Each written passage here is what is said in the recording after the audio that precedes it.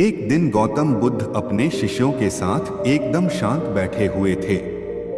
उन्हें इस प्रकार बैठे हुए देख शिष्य चिंतित हुए कि कहीं वह अस्वस्थ तो नहीं है। एक शिष्य ने उनसे पूछा कि आज वह मौन क्यों बैठे हैं, क्या शिष्यों से कोई गलती हो गई है। इसी बीच एक अन्य शिष्य ने पूछा कि क्या वह अस्वस्थ हैं, पर बुद्ध मौन रहे। तभी कुछ दूर खड़ा व्यक्ति जोर से चिल्लाया, आज मुझे सभा में बैठने की अनुमति क्यों नहीं दी गई है। बुद्ध आंखें बंद करके ध्यान मग्न हो गए। वह व्यक्ति फिर से चिल्लाया, मुझे प्रवेश की अनुमति क्यों नहीं मिली। इसी बीच एक उदार शिष्य ने उसका पक्ष लेते हुए कहा कि उसे सभा में आने की अनुमति प्रदान की जाए। बुद्ध ने आंखें खोलीं और बोले, नहीं, वह अछूत है, उसे आज्ञा नहीं दी जा सकती। यह सुनकर शिष्यों को बड़ा आश्चर्य हुआ। बुद्ध उनके मन का भाव समझ गए और बोले, हाँ, वह अछूत है। इस पर कई शिष्य बोले, हमारे आश्रम में जात पात का कोई भेद ही नहीं, फिर वह अछूत कैसे हो गया।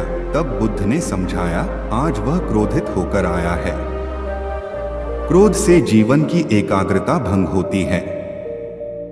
क्रोधी व्यक्ति प्राय मानसिक हिंसा कर बैठता है। इसलिए जब तक वह क्रोध में रहता है तब तक अछूत होता है। इसलिए उसे कुछ समय एकांत में खड़े रहना चाहिए। क्रोधित शिष्य भी बुद्ध की बातें सुन रहा था। पश्चाताप की अग्नि में तपकर वह समझ चुका था कि अहिंसा ही मनुष्य का महान कर्तव्य व परम धर्म है। वह बुद्ध के चरणों में गिर पड़ा और कभी क्रोध न करने का प्रण लिया।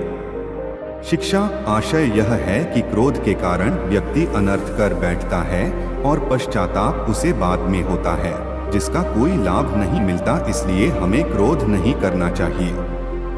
असल मायने में क्रोधित व्यक्ति अछूत हो जाता है और उसे अकेला छोड़ देना चाहिए। क्रोध करने से तन, मन और धन तीनों की हानि होती है। क्रोध से ज्यादा हानिकारक कोई और वस्तु नहीं है। यह कहानी आपको कैसी लगी कमेंट में बताएं। ऐसी कहानी सुनने के लिए चैनल को लाइक, सब्सक्राइब और शेयर करना ना भूलें।